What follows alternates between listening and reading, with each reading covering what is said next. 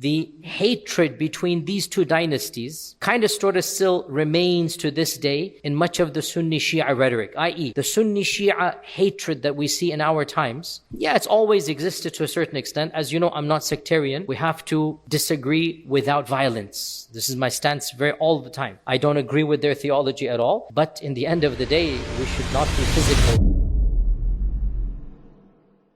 Obviously, it is of relevance given what is happening, but I want to make it clear that it is not a political analysis today at least, and there's no theological or sectarian issues. I want to give you some useful information, inshallah ta'ala, that will help you understand better that part of the world, and maybe in the future we can talk more detail.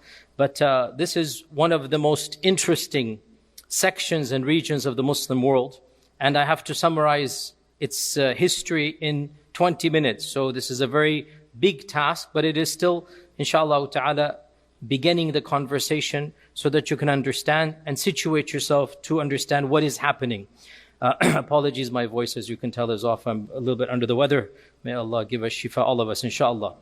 So realize that this land that we call Iran, this land is actually one of the most historic and influential in human civilization, not just in Islamic civilization. And even from the earliest of times, from the earliest of recorded histories, this land produced some of the most important figures in global history and some of the most powerful civilizations known to mankind. You have people like Cyrus the Great.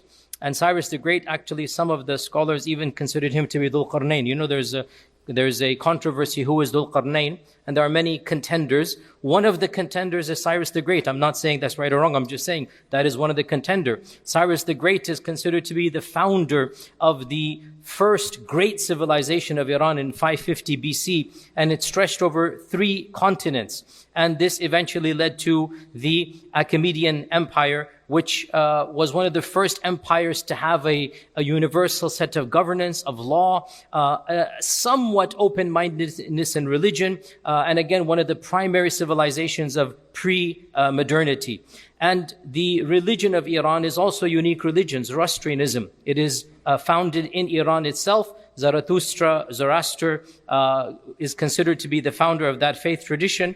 And when the Muslims encountered it, they treated Zoroastrians like Ahl Kitab. So they said, if you are going to be treated like the Ahl Kitab. And in the time of the Prophet ﷺ, the Iranian civilization was under the Sassanid Empire, 224 to 651 CE. And the Sassanid Empire was the empire that the Quran itself mentions when it talks about the reality of the Romans and the Persians engaging in warfare. This is the Sassanid Empire. And it was also the last great king of the Sassanid Empire, and that is Khusro Parvez, that the Prophet ﷺ interacted with, he wrote a letter to. And if you know famously, when Khusro Parvez, also called Kisra, when Khusro Parvez, he tore up the letter, the Prophet ﷺ said, Allah will tear his kingdom up like he tore my letter up. And this was a prediction that proved not only to be true, but also it is an amazing reality to the end of over 1,000 years of Persian dominance. Over 1,000 years, different dynasties had ruled. And this is one of the strangest quirks of history, how such a great civilization within less than a decade crumbled. The Romans and the Persians were at war for decades, in fact for centuries. The Byzantines and the Sassanids were at war for decades in the time of pre-Islam. They couldn't get rid of each other. A third civilization, which wasn't even known as a civilization, the Muslims, rises up, takes on simultaneously the Byzantine Empire and the Persian Empire, carves the Byzantine Empire in half and acquires it. Bilad al-Sham and Egypt and Alexandria and North Africa, this was all Byzantine lands. All the way to Andalus, it was Byzantine lands. And Islam conquers it and eliminates the Sassanid Empire in totality.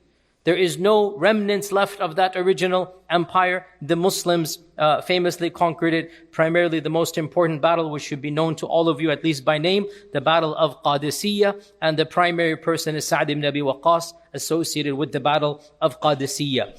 It is, in my mind, one of the most surreal moments of not just Islamic history, of history, to imagine the Sahaba themselves, the people who broke bread with the Prophet ﷺ, the people who interacted with, who fought at the Battle of Badr, who saw the time frame when Islam was almost eliminated from global history. Those same people walked in the palaces of Khusro Parvez. I mean, it is surreal to imagine. Wallahi, it is, if you understand this dynamic, it is just phenomenal to understand. And in particular, the Sahabi Salman al-Farisi, I've given a whole lecture about him. Even at Epic I talked about this. That, to me, this is just an ayah min ayatillah. Without a doubt, this is a miracle. That somebody like Salman al-Farisi, who as a Persian would never have had the pass to enter the palace. He would never have had permission. And he is appointed the governor of Persia. Unbelievable. From where to where? This is in the lifetime of the senior Sahaba. We're not talking about Andalus and China that happened in time of Tabi'un. The first batch of Sahaba, Umar ibn al-Khattab radiallahu anh, in his time frame, Qadisiyah occurs. And the Sassanid Empire is completely acquired by the Muslims. And this is without a doubt a miracle that Allah gave to the Muslims. They couldn't have done it by their numbers. They couldn't have done it by their training. They couldn't have done it by their weapons. There is no comparison. You have one of the mightiest empires known to mankind. Go read books of history. Go look at their armament and their weaponry, their ferocity. And then you have a new civilization, not even a civilization, not even known to mankind. And they take them on and they become, as they say in Arabic, khabar kana. They become something that is just found in the books of history. And so the Muslims not only acquire this land, eventually Ali radiallahu anh moves his capital to this region. Remember, Iraq and Iran were basically one entire region in this time frame. The capital of the Sassanid Empire was Ctesiphon. In Arabic it's called Madain. This is actually currently inside of the city of Baghdad. So understand that when we say Iran, we're not talking the modern country. Obviously, we're talking the civilization. And the capital is now in one of the suburbs of the modern city of Baghdad. This is where it ruled. And of course, we mean the Iranian civilization, not just the one country here. The people who spoke the language, the entire area that includes Azerbaijan and other regions. That whole region is basically the Persianate Empire. And the Umayyads then took over. And during this time frame, the conversion rate to Islam was very minimal. It's very interesting here that when the Umayyads ruled for 90 years, the Persian kingdom, or the Persian, remnants, the civilization, by and large did not embrace Islam. According to a number of surveys and studies, less than 10% embraced Islam. Why is this the case? There are a number of reasons given, but most likely, the number one reason, frankly, can be the Umayyads themselves were not encouraging conversions. And they had a very hierarchical policy. And this is well known. And when the Abbasids began their revolt, they actually allied with the Iranian converts. The Iranian converts and the other Muslim converts from non-Arab backgrounds, they were the main bulk of the Abbasid supporters. Why? Because one of the slogans of the Abbasids was that the Mawali are the non-Arab converts, are going to be treated the same as the Arabs, which is of course Islamic. The Umayyads didn't have this policy. The Umayyads had a more pre-Islamic tribal policy. So when the Abbasids came to power, and also the capital shifted, to that region as well, this is when conversion began exponentially. And this really shows you how mu'amala changes the hearts of people. Right? When did the bulk of conversion happen? It happened in the time of the Abbasids. So much so that by the end of this era, 90% of this region was Muslim. As is the case around the Muslim world, there was no forced conversion. We thank Allah, there has not been a single case of civilizational forced conversion anywhere. Whether it was in Egypt, whether it was in Andalus, in North Africa, in Bilad al-Sham, in Iran, there was never forced conversion. Yes, conversion is incentivized. Yes, you get perks, tax benefits. We're not going to deny that. But nobody's putting a sword and saying convert or die. This is just a myth. And the very fact that when the Umayyads were harsher, less conversion. When the Abbasids were nicer, more conversion. It shows you what? Conversion is coming from the heart.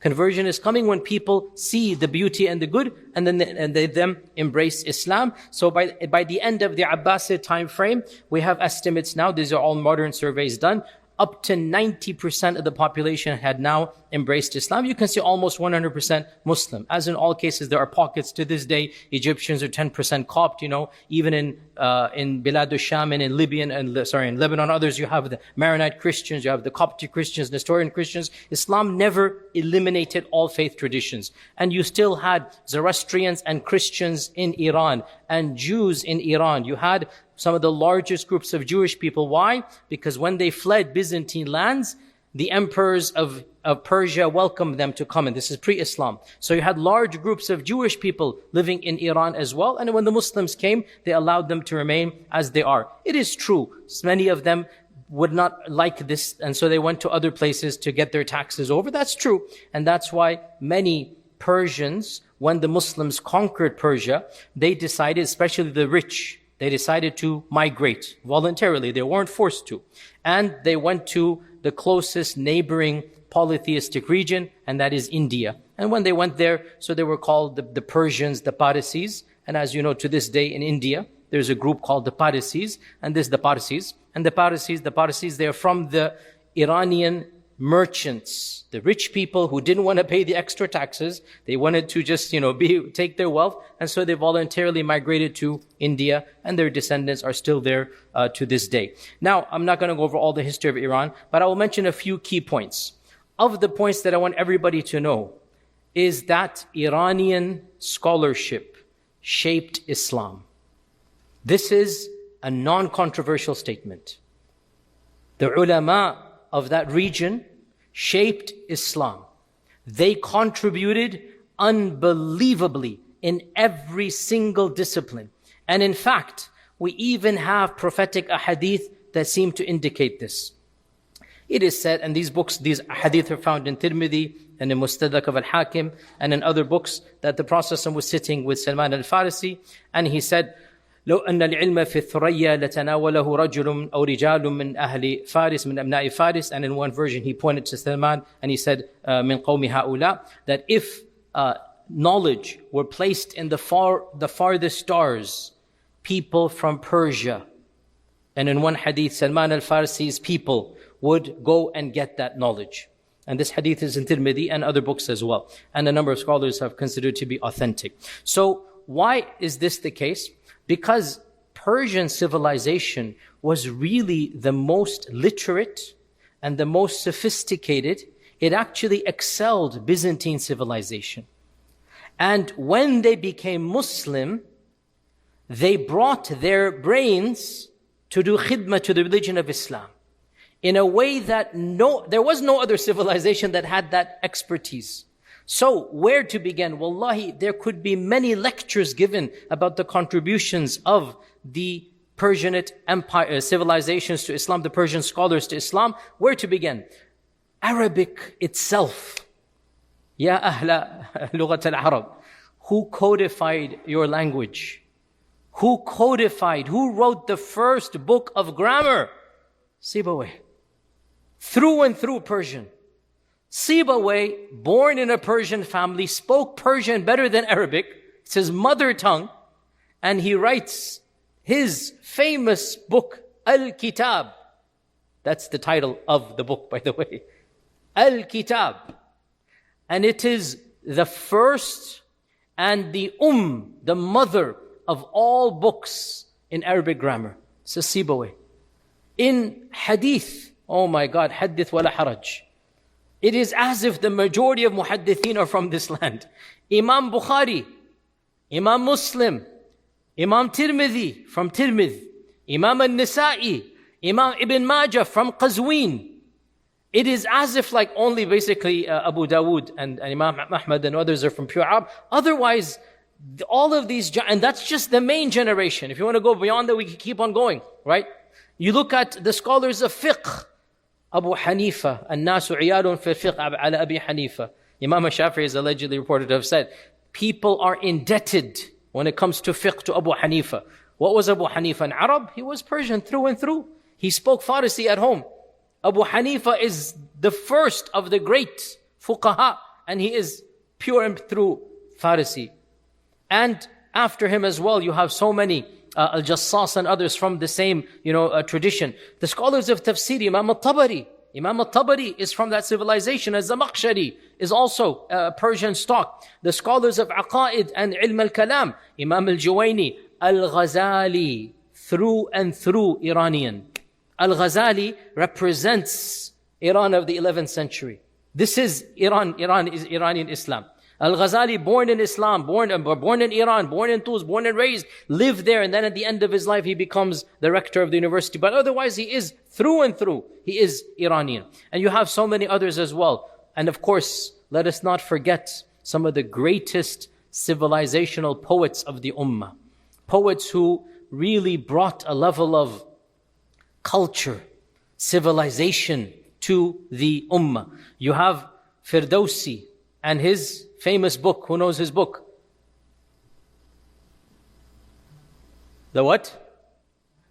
The Shahnama of Firdausi. You have Hafiz. You have Jalaluddin al-Rumi. You've all heard of Rumi. What language did Rumi write in? Not Arabic. Rumi did not write in Arabic. Hafiz did not write in Arabic. They're writing in Persian. And that is why Persian was, after Arabic, it was the most important language of Islamic civilization. And we see its impact globally across the world, even in India. What was the noble language? It was Persian. And that is why even Iqbal, a century ago, which language is he writing in? In Persian.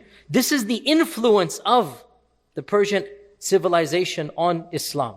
We have to understand there's no civilization that is impacted, obviously other than, the local Arab and Hijaz, after obviously the Arabian civilization. The Iranian civilization, the Persian civilization impacted Islam more than any other and benefited more than any other. Now, all of these great names I mentioned are of course Sunni. Yes, Al-Rumi and all of them were Sunni. But unfortunately, we in our minds have no idea. And we associate Iran with 12-er Shiism. Now this is a sensitive topic. I'm not getting sectarian. Literally, I'm just being historic right now. So there's no judgment. I'm just telling you what happened. The sad reality, the average Muslim is just dismally unaware that Iran was a bastion of Sunni ilm, Sunni hadith, Sunni fiqh, Sunni tasawwuf, Sunni everything. Except recently it changed. And most people don't understand the debt we owe Iranian or Persian civilization. I just give you some of the names. There's so many more as well, by the way. So what happened? How did Iran become 12-er Shia? How did that happen? And again, I'm not being sectarian. I'm just being factual right now. This is literally Allah's qadr because of one man. One man. Of course, he founded a dynasty, but it is one man. One person made this decision and enforced it. And that is Ismail as-Safavi. Ismail as-Safavi. This is the person whose name you need to know when it comes to this reality. And this is relatively yesterday, 1501 CE, 500 years ago, right? For the bulk, 1,000 years, Iran was a bastion of Sunni ilm and of Sunnism. Shi'ism was not associated with this region. It was associated in small pockets in Kufa and in other places. There was a small area as well in Lebanon. It was associated with Tashayyu' from the beginning of time, especially Kufa. It was Eastern Iraqi phenomenon. Iran had nothing to do with 12-er Shiism. It was only recently. What happened? Long story short, it's a bit complicated, but the founder of this dynasty, Ismail al-Safavid, the Safavid dynasty, actually, the origins of this family have nothing to do with Iran even, believe it or not. His father, Ismail al-Safavid's father, was the founder of a messianic, cultish, extremist, Shiite, Sufi, jihadist tariqah. All of those adjectives. Literally, I'm not exaggerating. It was a bizarre cult called the Qizilbash. The Qizilbash. His father, Ismail's father, founded it. They were not mainstream 12 or Ja'faris. They were not. They were their own version of Islam. If you want to look up the Bektashis, they were similar to him. If you want to look up the Turkish Alevis, they're similar to them. These are some, just esoteric group. They're called the Ghulat groups. They're a different strand. And his father, Ismail's father, founded a messianic end of times. Cultish, giving bay'ah just to me, blind following. Jihadist, like we're going to fight everybody that doesn't follow us. Sufic, yes, they were in their own version Sufic. And Ghulati Shi'i order, called the Qizilbash. And more, his messianic figure, people flocked to him. They would wear a bizarre turban, and that's why they got the name Qizilbash from. It's like a red turban, they would have it. And the term means red turban with 12 prongs. So Qizilbash is what they would wear. And in one of these battles, his father died. So the group took his young son and they said, you are the next Mahdi or Messianic figure because you're the son's father, you're the father of your son. So they took him far away and they protected him. They obeyed every order of his. They treated him almost like a demigod even as a child. So he grew up with these bizarre notions in his head. When you're treated like this, even as a 7, 8, 9-year-old, when you're given those, importance, he felt himself divinely, not just protected, not just guided, appointed. And there are reputable, authentic reports that indicate he felt he is the Mahdi. He felt he is the Imam al-Ghaib of the Shia. And in fact, it is quite clear, he even said he is the return of Imam Ali himself. He had these strange beliefs. So he is not mainstream 12er. He is not your traditional 12er Shia. He is his own version. At the young age of 12, 13, whatever, he then says, Khalas, we're going to go and conquer the world. And he gathers his followers because they have put him on the pedestal. So they actually follow him through. And because they're fanatical warriors, and whatever the politics and the political situation, the weaknesses of the time, he manages to actually conquer a large, not he with his generals, with his large army, he conquers what we now consider to be the land of Iran. And when he enters the famous city of Tabriz, which is in Iran, Tabriz, when he enters Tabriz, he then announces himself for the first time in 2,000 years. The term has never been used. He says, he is the Shah of Iran. Now, who used this term in the past? No Muslim ruler. This was something Cyrus used. This is pre-Islamic. This is not something any Muslim ruler ever used. This is a term that has nothing to do with our faith. The first Shah of Iran in the Muslim time frame is this guy Ismail al-Safavi. And at the age of 14, 15, he publicly declares, from now on, we are going to have 12er Shi'ism as the state religion. His advisors said, don't do this. You are going to, the people are not Shia. This is where he said, no. Allah has sent me. I am the chosen of Allah. Allah has designated me. I am the Mahdi al-Muntadhar. I am this and that. And I will enforce 12er Shi'ism. How? This is when, again, I'm not being sectarian, but it will come off as criticism because it is criticism. What happened should not have happened. But I don't mean to inflame sectarianism simply by describing the past. One of the most brutal cases of religious forced conversion in human history took place right now. This is a reality that most people are unaware of. But it needs to be said. And any fair-minded person, I would hope, even if they're 12 or Shia, I would hope they would say, this should not have been done. Even if you think that is right, the way he went about doing this is one of the most brutal mechanisms in human history. What did he do? Literally at the age of 14, and he's 14, so remember, because he's so young, fanatical, and he's been treated his whole life the way he does, so he issues a decree that immediately, henceforth, all Sunni masajid will become Shi'i, all Sunni madaris either shut down or become Shi'i. Every khutbah will have a section in it where, astaghfirullah for even saying this, Abu Bakr, Umar and Uthman radiallahu anhum, we will give la'na, tabarru from them. Tabarru. And we will force all of the senior scholars to publicly do the same. And if they don't, they shall be imprisoned, jailed, or executed. And we will convert the system from being Sunni fiqh to being 12 or Ja'fari fiqh. And by the way, one thing is interesting, he kind of understood he couldn't import his extremist version of Shi'ism. So the closest thing that he could think of was at least 12 or Shi'ism. Because 12 or Shi'ism at least had some fiqh and some, whereas his version or whatnot was absolutely unique in this regard. And this is a political statement as well. Why? Because he wants to break clear of the Ottoman Empire and of the entire, he wants full independence. He wants no ties with anybody else. How are you going to do that? You're going to do this by establishing your own faith-based system that has no parallel in the entire world. It was a political move, and we know this because he was not a 12er Shia growing up. He's not a believing 12er Shia growing up. It's a political move to maintain despotic independence. Everybody's going to be following a new system. And this is exactly what he did.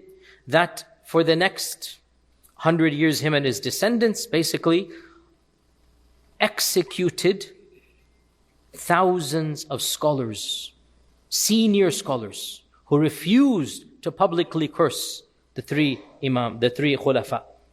They exiled or forced exile, or the people themselves had to flee for their lives, hundreds of thousands of people. They imprisoned tens of thousands of opposition and Sunni imams, and there were no Shi'i scholars, or very few. So what are they going to do? I mean, there were no in Iran. What are they going to do? They began importing senior 12er clerics, especially from what we now call Lebanon, in a place called Jabal Amil. So Al-Amili family, they came. Ali al-Karaki, Zainuddin al-Amili, these are famous 12er Shia scholars of a particular strand of Shi'ism. By the way, many Sunnis are unaware. Just like Sunnism, when we say Sunni, I mean, there's like a gazillion movements within Sunnism, right? Understandably, 12er Shi'ism also has many movements within it, many understandings. And so it's interesting that the version that is found in Iran basically is this type of overall fikr, which goes back to whom the Safavids imported. The Safavids brought in groups of clerics from this region, especially of Al-Amil region, and these people then were given full license. The country is yours, theologically. Do what you will. So they instituted curriculums, they built madaris in Isfahan, in Qazwin, in Tabriz, some of which are still standing to this day. They began training their own scholars, and they effectively banned Sunnism. One simple statistic, in 1500 CE, Shi'ism was less than 5% of Iran. Just like with every city, there must be some, less than 5%. Within 100, 150 years, Shi'ism becomes 95%. This is a simple statistic. And this should not have happened. But this is why Iran is now 12er Shi'i. Because the Safavids politically wanted to break away, and they wanted full independence, and they wanted theologically no ties with the rest of the Ummah. Understandably, the rest of the world was not happy with this, especially the Ottoman Empire. The Uthmani Khulafa were extremely incensed and enraged, and the Ottomans and the Safavids went to war multiple times. There was extreme rivalry, there was geopolitical competition, there were a number of military confrontations, even senior famous Sulaiman al-Qanuni, others of the Ottomans, they have famously harsh remarks against the Safavids. They decried the execution of these ulama. They considered the Safavids to be like the work of the devil. And modern historians say, and there's really an element of truth, I don't mind saying this, that there's an element of truth. Modern historians and political analysts say the hatred between these two dynasties kind of sort of still remains to this day in much of the Sunni Shia rhetoric, i.e., the Sunni Shia hatred that we see in our times. Yeah, it's always existed to a certain extent. As you know, I'm not sectarian. We have to disagree without violence. This is my stance all the time. I don't agree with their theology at all, but in the end of the day, we should not be physical against another person if they're not physical with us, and we have to be careful about fomenting extra hatred. And the fact of the matter is, in many times of Islamic history, that was the reality across the world. Why is there so much animosity between modern Sunnis and Shias? There is a theory which has a lot of legitimacy, that this actually goes back to the Safavid or Uthmani conflict, that the scholars of both began extra sectarianism against the other. Because there's this war going on, because there's actual battles going on, so that kind of sort of remains to this day. And if you look at it, some of the senior people that are quoted by both sides, they go back to this era, that there's a lot of animosity during this time frame. Nonetheless, so this is where it became Shi'i. Let's skip over the next 400 years, the Nadir Shah reign and the Qajar dynasty. Let's get to modernity and then finish off, inshallah ta'ala. So, in 1921, the end of the Qajar dynasty, one of the modern military generals or our young army officers, his name is Raza Shah. He overthrows the last of the Qajar kings and he establishes the Pahlavi, the Shah dynasty. He establishes the Pahlavi dynasty. And World War I happens, World War II happens, and in World War II era, the Iranian people, they seem to gravitate towards freedoms, democracy. They want to make the Pahlavi king nominal, just like the Queen of England, or the King of England now, and form a democracy. And that's actually what happens. They form a parliament. So the Iranian people now, there's a new excitement, there's a new world post-World War II, and they elect the only free and fair elections in the history of Iran in 1951. This is very important. The only free and fair elections where the people are voting, candidates are saying who's going to be, and they elect their prime minister, and his name is Muhammad Musaddiq. And by all accounts, Muhammad Musaddiq is without a doubt, he's very educated. He is a genuine leader who loves his people. There's no question. Go read his biography. He really wanted good for his people. And he realizes one of our biggest problems is our oil is controlled directly by British Petroleum, BP. It was called something else, but it's BP that became BP. You know, BP is the largest oil company in England, BP, right? And BP had written a contract with the king. They had not first dibs, they had full rights to the oil. They would mine, they would extract, they would purify, they would sell, and then for every dollar, a few pennies to Iran. This is blatant modern colonization that happened. Muhammad Musaddiq understood this is not going to work. You are fleecing us. You are bankrupting us. So one of the first things he does, gets rid of that contract and says to the Iranian people, this is our land, this is our oil, let's make our own company. And that's what he did. He nationalizes the oil. But you see, the superpowers don't want you to have your own wealth, do they? They don't want you to have to control your own resources. If you are not careful, they might even invade your country in the middle of the night and arrest you with your wife and drag you back here because they want your oil. But you see, back then they weren't that blunt. You would think we would learn more, but no, we're actually more blunt now. So, Mr. Winston Churchill, you've heard his name? Mr. Churchill is in charge of BP, well, England, but that is BP, right? This is the modern East India Trading Company. That's the modern version of it. Wallahi, history repeats itself over and over again. Oh, Indian, Pakistani, Bengalis, what is the East India Trading Company? It is because of that company that so much havoc and chaos exists in our world. And what was it? It was an extension of the British Parliament. That was the real British policy. Go back 300 years, the same thing. 100 years, the same thing. Instead of East India Trading Company, it's a British Petroleum. Same concept. And so, can you believe, I'm not making this up. Wallah, you think I'm going to, no, this is real. Winston Churchill calls up America, says, help me. The Iranian people have gotten rid of our monopoly on the oil. And again, this is such an interesting, I wish I could go more here. In some ways, I know this is idealistic, by and large, our country, the US of A, was by and large isolationist for much of its history. Because the founding fathers had seen what happens when you interfere in other lands. And they didn't want that. So the spirit of isolationism, that's why World War I, America had to be dragged in. They didn't want to be involved. To the very end, and even that, they say was engineered, but khair, it is what it is, right?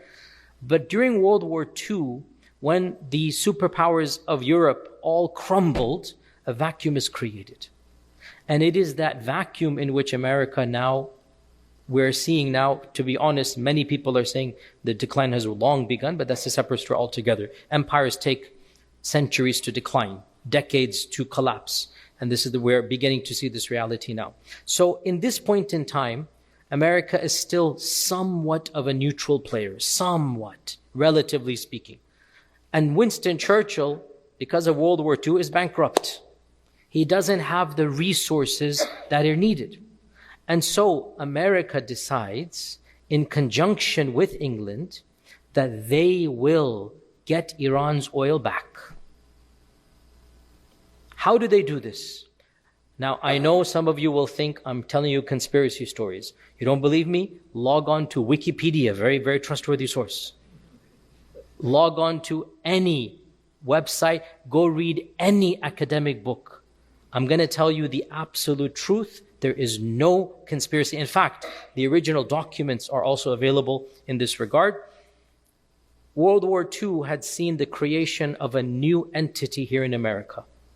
It was called the Central Intelligence Agency, the CIA. This is brand new. World War II caused America to realize we need foreign influence. And the CIA, you should all be aware, operates outside of presidential and congressional and senatorial jurisdiction. It is not, there are no checks and balances. It can do anything and get away with it. Whereas technically the FBI cannot. Technically, no organization within America can get away. You can technically, even now what we're seeing with ICE, the state is suing ICE. Minnesota is even now there's some checks and balances, right? You cannot do this to the CIA. The CIA is black box. It's its own entity. We should all know this. This is the newest American organization now, post-World War II, and I'm not making this up, the first project assigned to them, overthrow Muhammad Mossadegh and reinstall the Shah with full power. No questions asked. Get rid of democracy, get rid of the parliament, and get the oil back. This was the task handed to the CIA. I'm not making the, wallah, I'm not making the, go read this. And this is called Operation Ajax, A-J-A-X. Go look this up. Operation Ajax. So, long story short, in 1951, 52, 53, all of this time frame, Operation Ajax, along with some help from the British, but this is primarily an American thing. Here's the irony. The Brits called the Americans, wanting the Americans to help to get the oil back to the Brits. But of course, when you call in the big bully wants his share. Of course. And in fact, why would he give you any share? So I don't know how Churchill reacted when and that, but it was not, in any case. So the CIA begins funding specific mechanisms to start fomenting the perception of hatred against Musaddiq. Again, it sounds so bizarre, but go read. This is now well known. Freedom of Information Act has made all of these documents public. By the way, who funds the CIA? Our tax dollars. Understand this point, right? Because the funding comes from American taxes, but there's no governmental oversight. There's no checks and balances. So the CIA has 10, 15 things they start doing. Of them, paying broadcasters to have their scripts of the news read rather than local journalists, i.e. controlling the media. Of them is doing things in the streets, thugs, whatnot, to destabilize civil society. Like accosting people, killing people, whatever it might be, like street crime and street harassment, so that people start thinking, Musaddiq's not doing a good job. Of them, hire, wallahi this is true, hire thousands of people with nominal fees, $5, $10, $20, to go protest in the streets against Musaddiq. I'm not saying anything about right now, I'm simply saying this is what happened in 50s, that's all I'm saying. The CIA paid people to go and protest in the streets, to create the illusion that there's a lot of anger. And what's going to happen? It's human nature, even if you are not paid. But when you see 10,000 people chanting something like, yeah, maybe they're right, yeah, and you get swept up as well, right? You create the circumstances. And in that, after, all of this, what is said and done, in the end of 1953, the Shah issues an executive order, similar to Hitler 20 years ago, in order to achieve stability, in order to shut down all of this chaos, you have to give me my rights back. I have full control. I abolished the parliament. And for the sake of your peoples, your safety, I have to be your king as a real king. And I'm going to arrest Musaddiq. I'm going to execute 2, 3, 4 people were executed, right? The other ministers, whatnot. Musaddiq dies under house arrest. They didn't actually execute because he was too popular. Believe it or not, he was so popular that they didn't actually want to execute him. So they kept him in house arrest until he died. And then from 1953 until he was deposed in 1979, the Shah of Iran, who was the son of the founder I told you about, the Pahlavi, it was his son. The Shah of Iran rules Iran with one of the most brutally repressive regimes of the last century, with direct aiding and abetting of America and England. Because why? As soon as he arrests Musaddiq, what do you think happened to the oil? BP didn't get it. Shell, Exxon became the number one extractor, refiner, and seller of Iranian oil. Politics and commerce, hand in hand. US foreign policy, multinational corporations, hand in hand, over and over and over again. Whether it's the Gulf War, whether it is then, whether it is now. There's always the two colluding together. This is the reality. And because the Shah did the bidding and the oil is the Americans' oil, they didn't care how repressive he was. We want you in office, you do whatever you need to do. And in his time frame, the level of brutality against his own people, all that we hear about of later on Libya, Iraq, whatever, it began with Iran. All the brutalities that happened afterwards, Iran is where it began under the Shah. And go speak to any sane Iranian of that time frame who will tell you the realities of how evil this man was. You couldn't even have a private conversation in your house with your friends criticizing the Shah. If you criticize the Shah in private conversation, you would be disappeared, perhaps never heard of again, executed, tortured in the worst manner possible, because one of those people would turn out to be a spy. He'd get money to turn you in, turns you in, he gets some money, and you're gone for life. 25 years he ruled with an iron fist. To give you one example, in 1971, Muhammad Reza Pahlavi, the Shah, he staged what is considered to be one of the most extravagant celebrations in human history.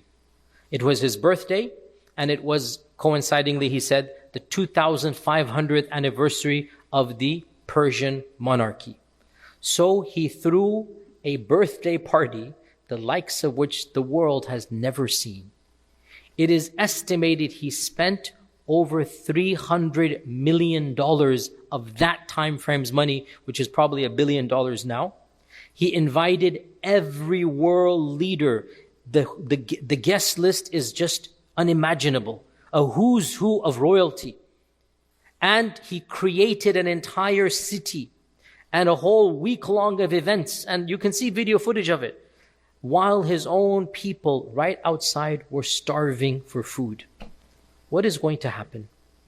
When you spend like $1 billion on a festival, all the kings and queens and all the rich are inside and the people barely have food to eat. What do you think is going to happen? In this climate, and again, I'm not taking sides, but I understand exactly why it happened. People come along whose version of Islam we might disagree with, but whose integrity was not for money or power or fame. And they said, this is a land for our people and not for sellouts.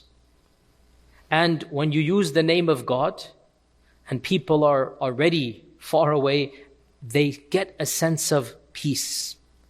And a figure known as Khomeini starts rising up as an opposition, claiming that it was time for the Shah to leave and for a new era to be ushered in. People who had nothing to do with religion were so sick of the Shah, they sense from this guy, at least he is one of us. And clearly he's not a stooge of the foreign powers.